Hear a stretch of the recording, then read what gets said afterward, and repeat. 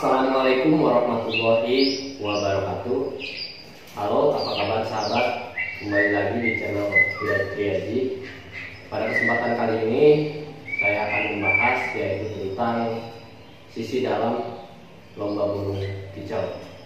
Karena di lomba burung kicau itu tidak selamanya ya berjalan mulus, berjalan dengan semestinya. Ya kadang ada permasalahan, ya pertikaian ataupun perbedaan pendapat. Nah, kebetulan di samping saya sudah ada Om Diki. Apa kabar Om?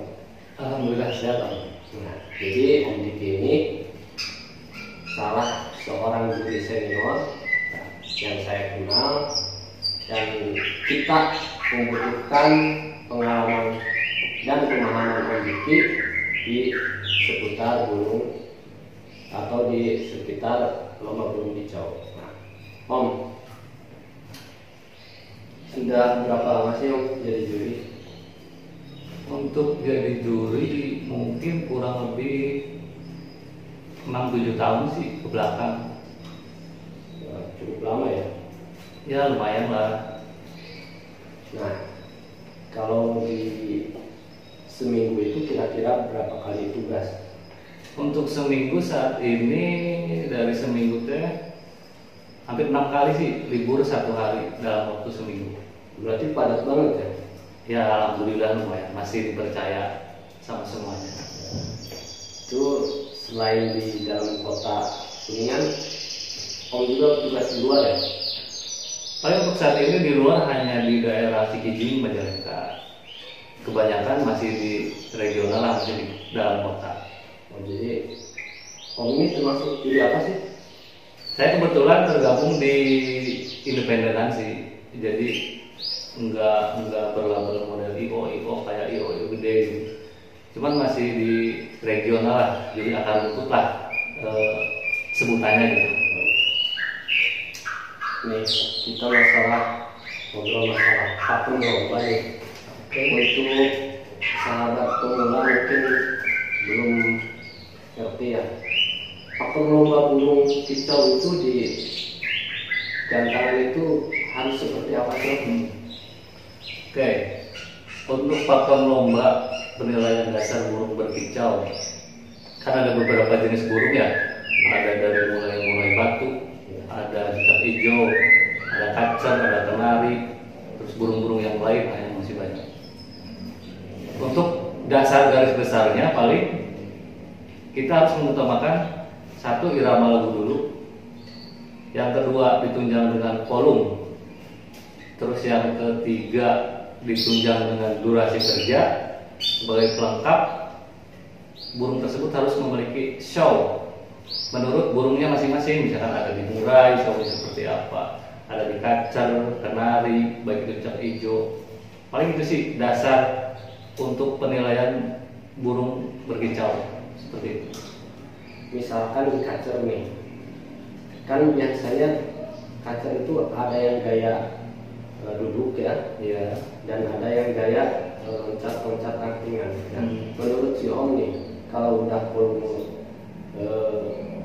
burungnya bagus, durasi kerjanya bagus, materinya bagus, sama-sama bagus nih. Cuman yang membedakan antara yang satu duduk, yang satu loncat angkringan. Menurut si Om bagus yang mana? Untuk kacer ya, untuk kacer itu penilaian dasar burung kacer yang diutamakan itu kan irama lagu. Irama lagunya harus seperti apa? Untuk kacer, sepengetahuan saya, yang diutamakan seekor burung kacer itu satu, speed roll. Kalau bagi saya, speed roll, semakin speed dia membawakan lagu itu semakin baik. Untuk fenomena burung nancep satu tangkringan sama yang burung main tangkringan atas, main tangkringan bawah. Kalau menurut saya, kita lihat irama lagunya dulu, speednya dulu. Kalau misalkan speednya, tapi kebanyakan biasanya sepengalaman saya lah di lapangan, untuk burung yang nancep satu tangkringan biasanya speednya akan kalah sama burung yang main tangkringan atas, main tangkringan bawah. Nah, kebanyakan kayak gitu. Tapi yang main tangkringan atas tangkringan bawah pun kita lihat speed irama lagunya dulu. Kalau misalkan pembawaan irama lagunya nggak gelisah, dia main tangkringan, naik turun tangkringannya enak, buka tutup lagunya enak. Kebanyakan yang naik turun tangkringan lebih asik dibanding yang nancap satu tangkringan. Kebanyakan menurut saya lihatlah di lapangan gitu. Burung yang nancap satu tangkringan biasanya pembawaan speednya di bawah beberapa persen dari burung yang main naik turun tangkringan. Jadi agak lambat gitu. Kebanyakan agak lambat, walaupun mungkin ada lah burung yang nancap satu tangkringan pembawaan speed rollnya enak, gayanya enak, cuman mungkin jarang lah. Oh, jadi intinya tetap balik lagi ke speed yang dibawakan. Iya, tetap balik lagi ke irama lagu yang dibawakan, speednya yang dibawakan. Gitu. Nah, misalkan burung kita nih sudah masuk pakem yang disebutkan dan layak juara. Nah, apakah ada hal yang bisa menggagalkan burung kita jadi juara? Padahal udah masuk tuh nominasi. Sebenarnya banyak sih faktor yang menggagalkan. Paling itu nanti larinya ke aturan main. Kalau misalkan kadang ada ya, peserta-peserta yang dalam kurung memaksakan misalkan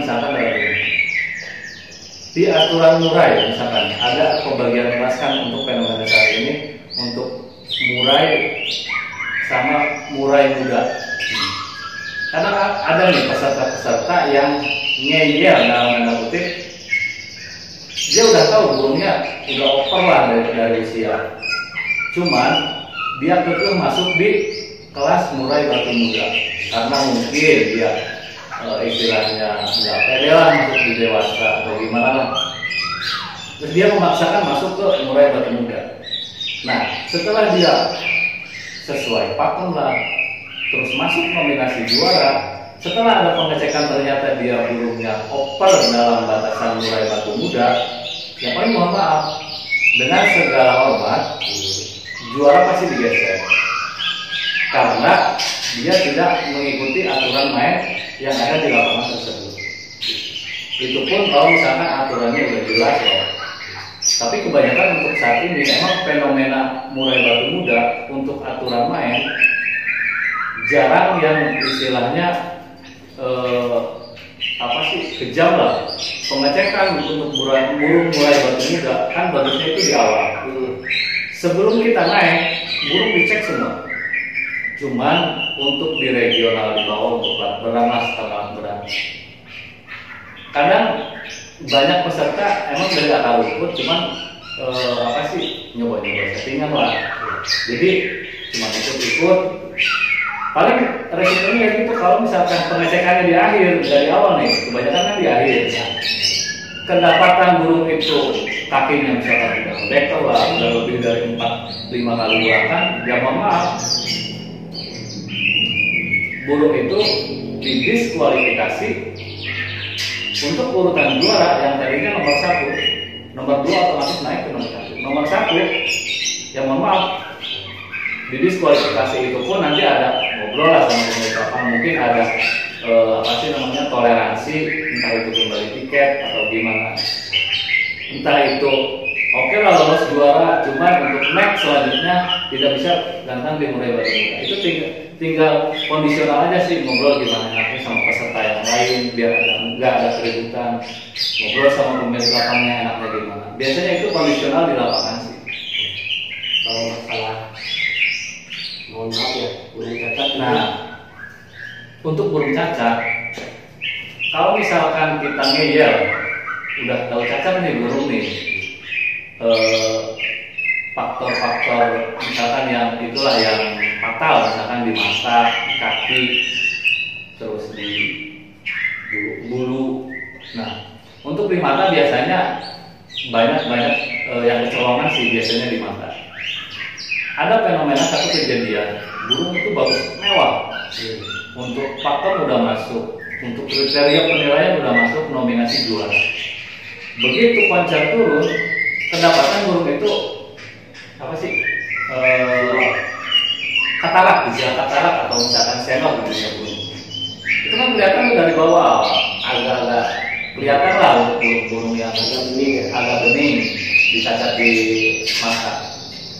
Nah, burung padahal udah masuk, udah layak loh nominasi 1, 2, 3. Akhirnya burung itu kita enggak juara, si pemilik burungnya protes, mungkin dia menutupi lah itu kecacatan. Tapi kita sebagai pengadil, kita tahu nih ini burung cacat, tapi mewah burungnya.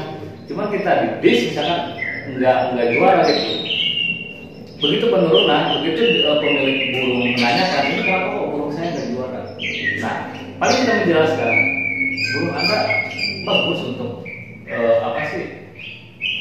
Pakem lah, lomba-lombanya enak, cuman di pakem ada yang namanya cacat fisik, ada yang namanya fisik. Nah, fisik itu harus lengkap lah, istilahnya sehat. Jadi burung siom ternyata kedapatan ada senor, jadi mohon maaf kita gugurkan. Soalnya kan ada aturan di pakem, burung itu selain irama lagu, selain volume, selain gaya, selain durasi, ada yang namanya cacat fisik. Jadi burung cacat, mohon maaf, tidak bisa ikut lomba. Karena apa? Karena ya nanti ada istilahnya, kalau bahasa nongkrongnya kasihan lah gitu. Jadi burung-burung cacat kan walaupun punya keistimewaan, mohon maaf kita tidak bisa ikut serta dalam perlombaan. Mungkin kalau cacatnya ringan masih bisa ya. Kalau cacatnya ringan, kuku lah mungkin masih bisa lah ditoleransi untuk dilakukan. Tapi kalau misalkan udah mata, terus kaki, misalkan kakinya nggak ada jari lebih dari 1, atau misalkan nggak ada telapak jarinya, telapak kakinya, itu mohon maaf nggak bisa diikutsertakan dalam lomba. Terus dari bulu misalkan perlengkapan bulunya kan kadang ada yang cabul, botak lebih dari 50%, kelihatan kulit, itu mohon maaf nggak bisa. Lopet biasa. Lopet dimulai pun ada, dimulai di kaca, di hijau pun ada. Nah,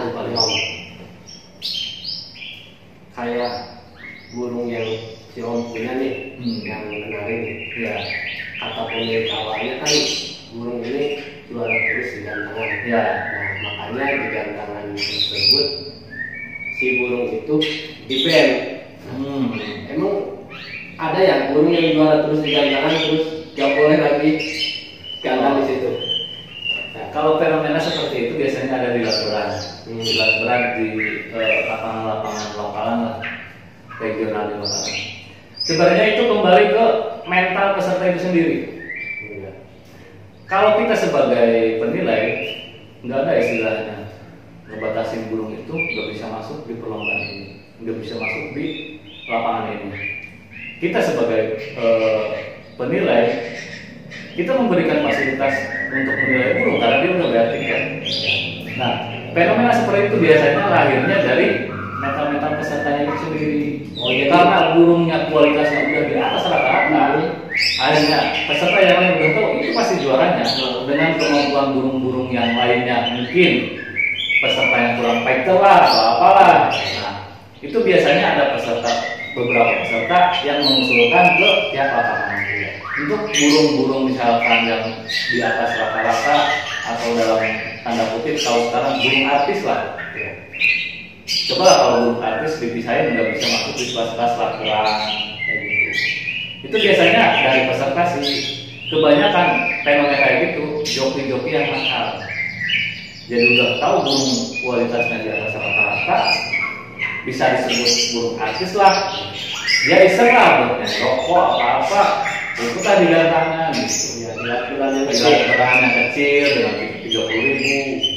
Harusnya burung itu udah masuk di seharusnya kan burung dengan kualitas di atas rata-rata ada kelas-kelasnya. Jadi untuk di laporan tiket skala 30.000 untuk di lokalan dengan burung yang istilahnya kualitasnya bisa diangkat di tiket 200, di tiket 300, kan mestinya malulah di tiket-tiket sama pemula-pemula gitu. Paling cuma fenomena lahir dari peserta sih. Kalau dari pihak lapangan, pengelola lapangan biasanya karena ada usulan-usulan dari peserta ke pihak lapang kan dengan kebijakannya mungkin disamperin lah tuh si burung-burung yang kualitasnya di atas rata-rata, ngobrol lah. Ini daripada istilahnya kasihan kan untuk pemula-pemula yang hobi-hobi pemula yang istilahnya cari-cari settingan. Kalau misalkan ngadepin burung-burung yang udah jalan yang mapan di atas rata-rata, kasihan juga kan peserta yang lain. Terus dari pihak lapang juga kan, nanti efeknya peserta yang cari-cari settingan yang pemula itu bakal jenuh loh, bakal malas datang ke gantangan karena ya udah tahu lah juaranya pasti yang itu dengan kualitas segala macamnya.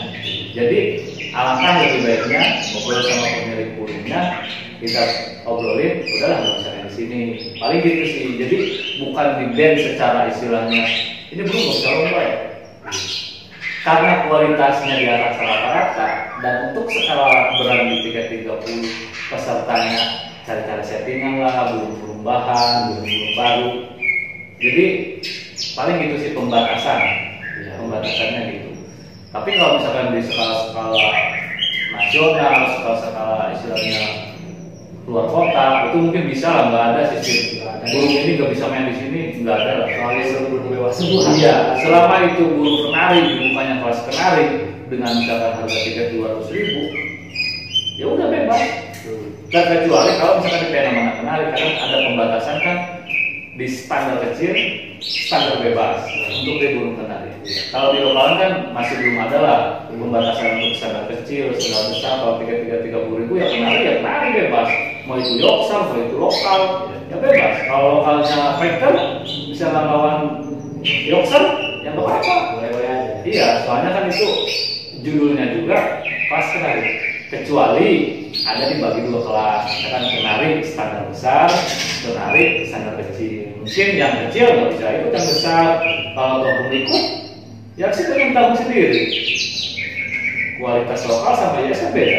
Paling gitu untuk kenari. Nah, untuk pertanyaan selanjutnya nih Om, mungkin pertanyaannya agak sensitif, ya boleh dijawab, boleh enggak sih. Oke.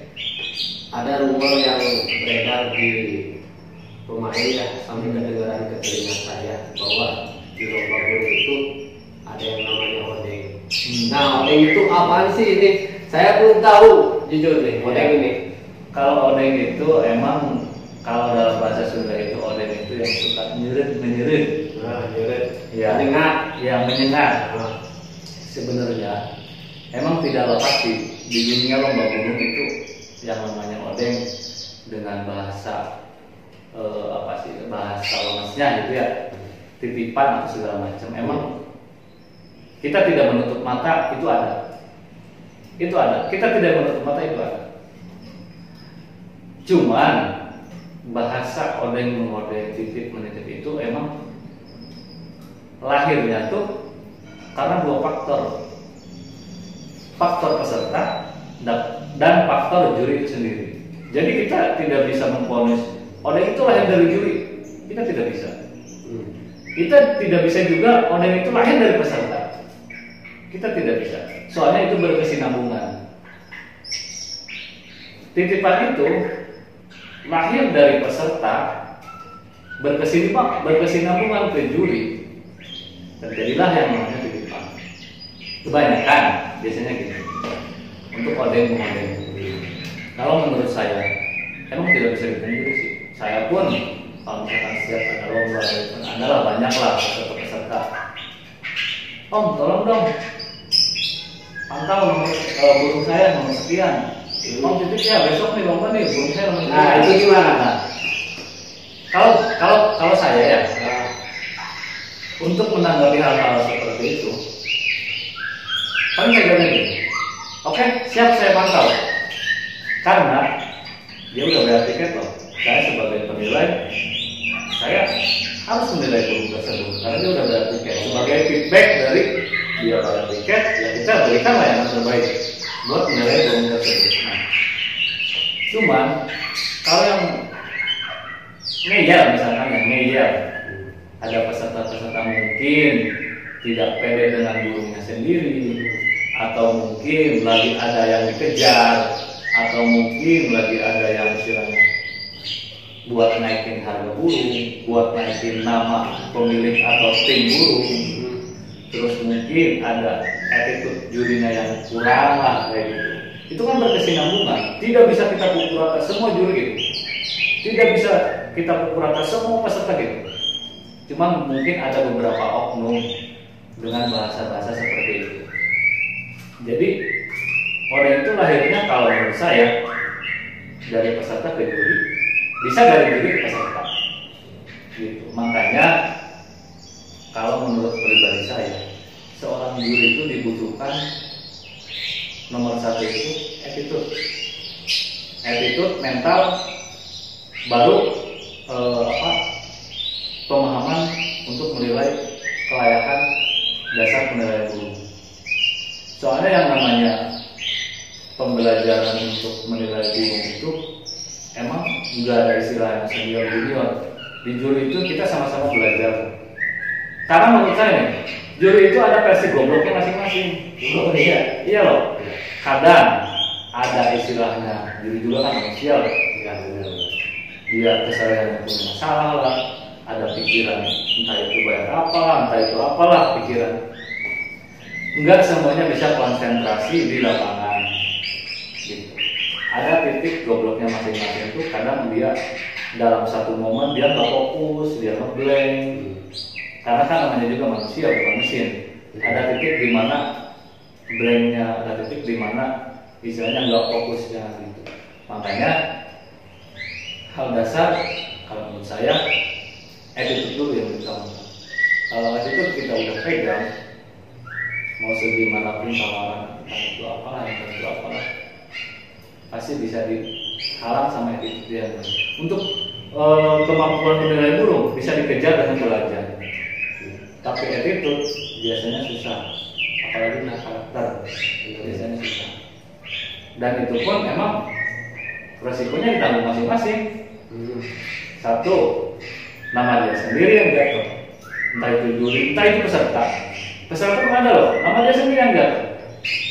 Pendapatan dia nitip ke juri nerima misalkan. Cuma kan peserta-peserta yang lain, emang peserta ini kan yang namanya obat, tok dilimpahkan ke juri. Benar. Cuman itu lahirnya pun kita nggak bisa pukul rata semua juri kayak gitu loh. Nggak ada yang nitip, kalau ada yang nerima, nggak ada yang nerima kalau nggak ada yang nitip. Jadi itu berkesinambungan. Makanya untuk meminimalisirnya mungkin karena fenomena sekarang dengan sistem G, ada G16, ada G24, dengan sistem untuk penilaian kan dari masa ke masa berubah. Dan tadinya ada yang sistem salah, sekarang ada fenomena ajuan terbuka, terus ada fenomena sistem G16, G24. Mungkin kalau menurut hemat saya itu untuk meminimalisir hal-hal seperti itu. Kecurangan. Nah, entah itu kecurangan, entah itu apalah, oknum-oknum, entah itu dari juri, entah itu dari peserta, untuk meminimalisir hal-hal seperti itu. Kenapa? Untuk sistem G kan misalkan ada di G16, G24, itu burung 24 gandaan kelihatan loh. Itu biasanya berapa juri? Biasanya kalau 24 ada yang pakai 4 juri, ada yang pakai 6 juri. Itu tergantung kegiatan apa masing-masing. Kebanyakan kan 4 kalau 24 gandaan, apalagi G16 yang VVIP lah, G16 dengan tiket. Sekarang kan memang ada tiket 1.100.000, ada tiket sampai 11 juta. Gitu. Dengan sistem G16, G24, burung sedikit, pemilik burung dekat istilahnya ke arena lomba, kita bisa pantau semua burung, entah itu juri, entah itu peserta, kita nilai sama-sama. Nah, itu untuk meminimalisir hal-hal yang seperti tadi disebutkan, yang menyengat tuh. Ya, menyengat. Ya, itu untuk meminimalisir. Jadi kalau toh misalkan ada yang berani bermain, itu kelihatan loh. Itu resikonya nama sendiri, resikonya ya tanggung sendiri. Dan sekarang kan kita udah mulai paham, udah mulai pintar dengan adanya fenomena sistem ajuan terbuka. Kita ajuan seterbuka mungkin pengajuan masing-masing. Terus lahirnya kalau menurut saya ya, untuk sekarang fenomena lahirnya G16 G24 mungkin ada udah istilahnya bosan dengan sistem kolosal, dengan sistem full 70 sama, dengan pagar yang jauh, teriakan peserta yang membludak. Nah, makanya diadakan sistem G16 G24 untuk memajukan terus menghindari hal-hal model seperti itu.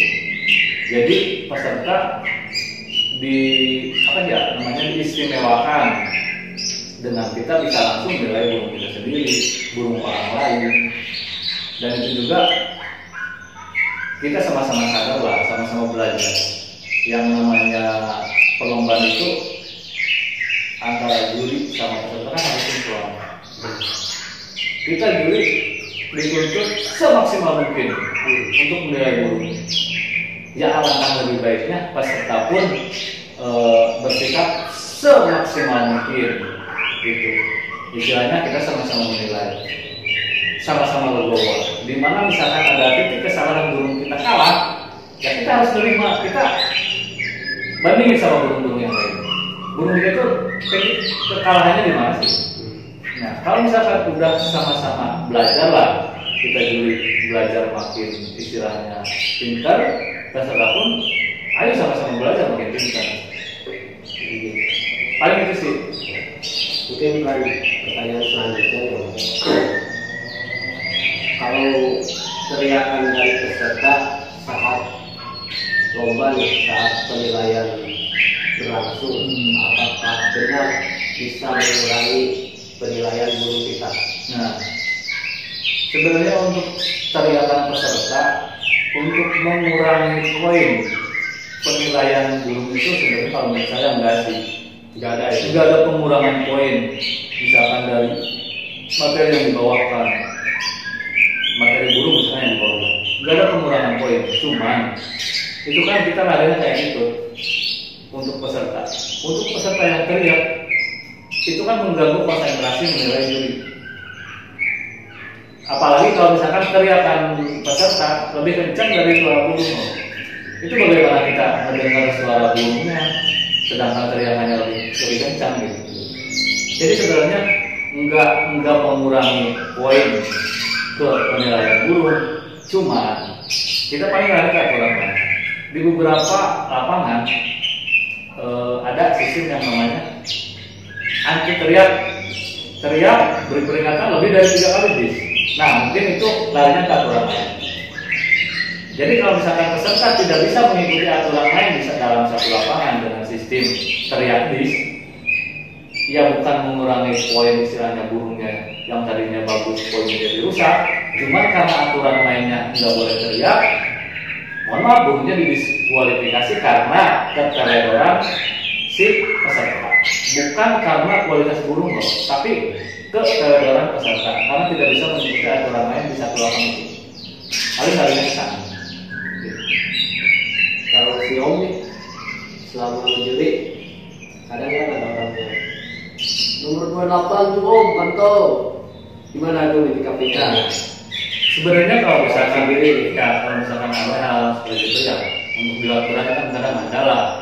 Untuk teriak tidak bisa langsung diswal karena kan itu berkesinambungan juga ke lapangan. Gitu. Paling antisipasinya kalau ada yang teriak tinggi, awas nomor 28. Tapi kita cuekin aja, kita fokus aja ke burung. Kalau si Om itu cuek ya? Cuek aja, fokus aja ke burung. Dan jangan sampai untuk seorang penilai itu membawa masalah ke dalam pekerjaan atau ke dalam lapangan. Nah, itu yang saya takutkan, baperan tuh. Nah, kalau itu jangan berperan lah. Walaupun kita manusia ya, ada titik di mana kita lagi emosi kita nih lagi gak stabil nih. Ada yang gimana lah. Cuman alangkah baiknya jangan sampai dibawa masalah ke lapangan. Misalkan saya sama si Om nih lagi ada musuhan lah, ya, selesai paham tadinya. Saya nggak suka nih kita Om. Burung si Om dibawa ke lapangan, burung si Om bagus, nominasi bisa lah layak nominasi 21, 23. karena saya nggak suka sama orangnya, nggak suka sama si Om, udah saya cut burungnya. Itu alangkah baiknya jangan seperti itu. Jadi harus profesional. Harus profesional. Terus kebalikannya misalkan gini, karena saya dekat nih sama si Om, burung si Om nih, burung si Om istilahnya maaf nih, Ya. menengah ke bawah lah, nggak layak lah, nominasi 1, 2, 3. Terus kalau kedekatan, ya kita nyulik lah, bisa diajukan misalkan gitu untuk nominasi 1, 2, 3. Itu kalau bisa jangan lah, kalau bisa jangan lah. Kecuali gini, burungnya kuser 80%, 85%, misalnya gitu. Tapi dengan resiko sendiri, paling itu. Iya. Jadi kalau misalkan teman yang baik itu, kita bisa legowo mengakui kesalahan, mengakui titik di mana kita kesalahannya di mana. Kalau misalkan toh kejadian si Om dekat sama saya nih, bawa burung, si Om juga tahu nih, sadar burungnya tuh emang kurang lah layak untuk juara. Terus burung si Om nggak layak juara, terus toh kenyataannya nggak juara, si Om marah ke saya, berarti kan itu mah lagi-lagi attitude dari peserta itu sendiri. Makanya dituntut, ayo kita belajar sama-sama cerdas. Entah itu juri, entah itu peserta. Jadi untuk fenomena sekarang yang rame-rame, juri itu dituntut cerdas, dituntut amanah, dituntut segala macam. Alangkah lebih baiknya, ayo kita sama-sama. Dari Pesertanya juga, ayo kita cerdas, ayo kita amanah. Peserta pun gitu loh, ada amanah. Karena kalau menurut saya peserta itu berbagai macam yang datang ke lapangan itu untuk saat ini kan udah berbagai macam jenisnya. Ada yang itu pure hobi, ada yang itu bisnis, ya, ada yang itu punya beban bawa uang ke rumah. Nah itu kan macam-macam lah. Nanti kita kupas lagi lah model-model kayak gitu. Ya.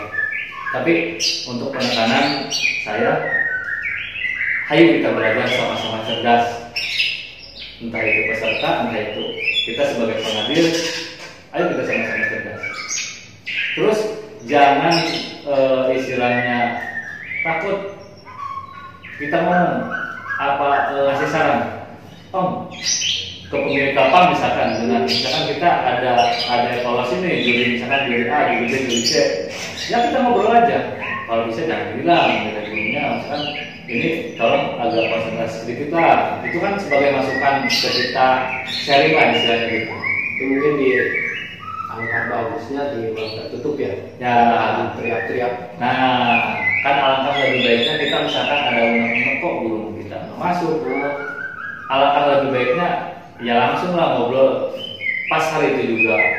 Jangan sampai ya saya mah menjaga ya, jangan sampai naik media sosial lah, itu kan nggak elok lah. Nah itu tuh yang lagi rame nih ya, di videoin jurinya, burungnya sambil teriak-teriak, oh burung saya juara nggak dilihatin. Nah itu kan buatkan di media sosial. Ya itu kan kalau menurut saya nggak layak lah kayak gitu. Itu kan lagi kayak gitu. Alangkah lebih baiknya ketika kita burung kita istilahnya sudah menurut kita layak nih 1, 2, 3, tapi akhirnya nggak masuk. Alangkah lebih baiknya coba langsung tanya ke jurinya. Sekarang kan dengan sistem ajuan terbuka, kita bisa langsung nanya ke juri. Ini burung saya kalahnya di mana sih?